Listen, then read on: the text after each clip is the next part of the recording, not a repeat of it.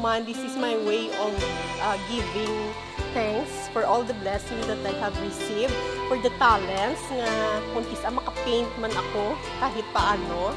So, mine is no longer nga daw kapangayo pa ko, but instead, it's a kind of thanksgiving. It's my way of giving thanks to the Lord, especially to the Most Sacred Heart, because I've been a devotee of the Most Sacred Heart for the past since I can remember, because and so far, my prayers are answered in His time.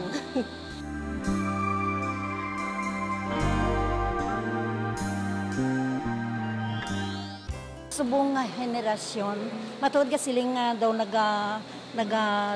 naganubo, no? Ang aton nga faith. Pero sa gihapon, madamo nga mga kauturan naton nga nagapabilin ang ilang pagtuo. Kaga salamat man sa aton nga mga kaparian, sa mga debosyon naton nga nagkalain-lain, labi na gid ang devotion to the Most Sacred Heart of Jesus and devotion to our Blessed Mother.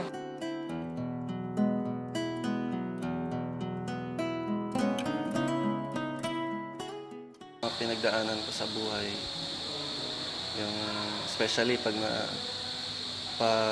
nasasaktan ka, so yung makikita mo yung sarili mo kung paano ka ma-build yung character mo, tapos the next time tututo ka na, and then yun, magtitiwala ka lagi sa sarili mo kasi nakaya mo nung una so mas matibay ka na.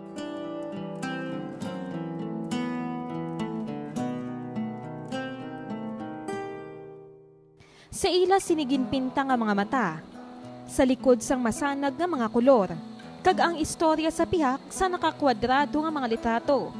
Amo ang pagsalig kag pagtuo, sang tagsa ka nagtuga sa sini nga duag.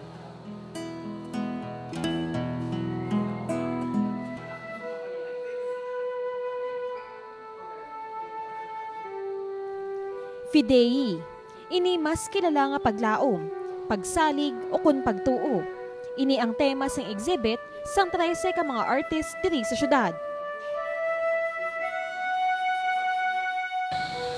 Fidei is about faith.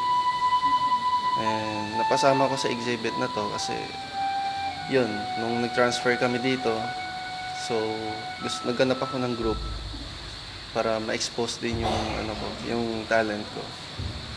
Then nakita ko tong exhibit nila sa SM. Kinuha ko yung mga contact numbers nila dun sa mga cards na may numbers nila dun. Inisa-isa ko silang i-text, tapos yun. Tsaka willing talaga ang sumali.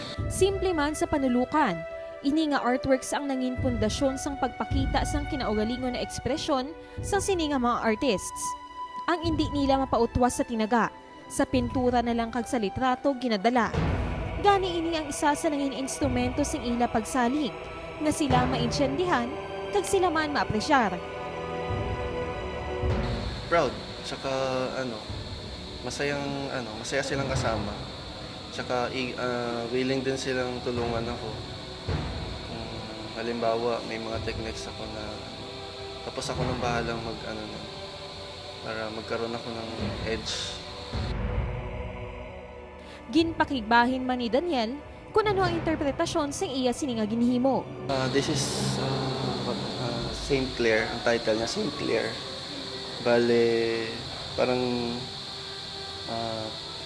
siya yung tumuloy ng mga works ni Saint Francis. So bisan pigado siya or poor siya,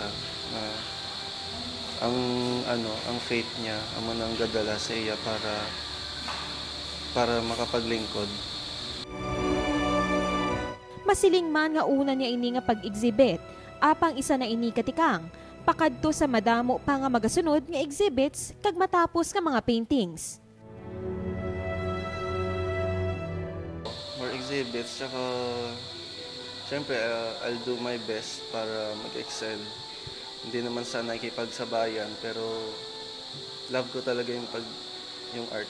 Nangin parte man ang ini nga pagpasundayag sang artworks ng selebrasyon sang sini nga simbahan. Gani bilang isa sa mga tumalanaw sang duag.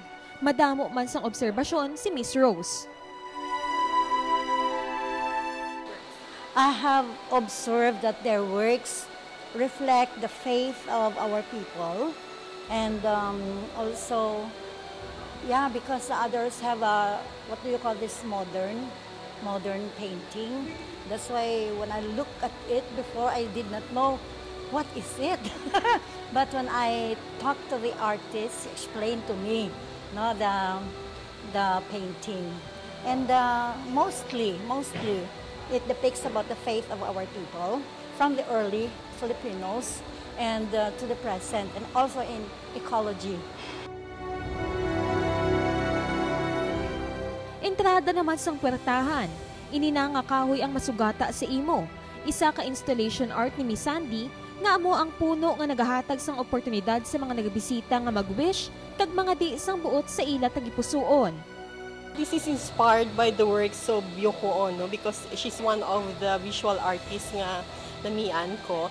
So, in relation to the celebration of the Sacred Heart, the Feast of the Sacred Heart of Jesus, I decided to have this installation art, which is kind of nga ang mga viewers, not only when they go to the exhibit, hindi lang sila mere viewer or but maka-take part sila sa exhibits. Gani syempre, akon man naging sulat ang mga butang nga akon ginahadto malabot.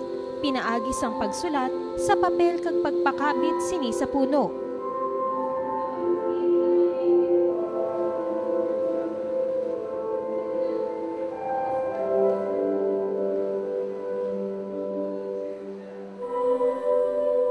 May mga tion nga kita nagakadulaan na sang paglaom tungod sang tanan nga pagtilaw. Gani ini nga mga painting kag pictures ang subong magapadumdum sa aton nga kinahanglan talang magsalig. Kag wala sang butang nga ginahatag sa aton nga hindi tama sa tangan. Tanan nga problema masolusyonan.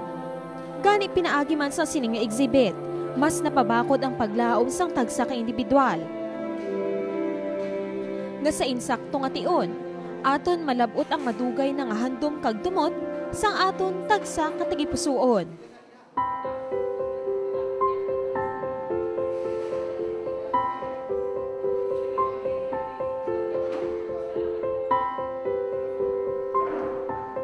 Catherine Valencia para sa Issue Subong.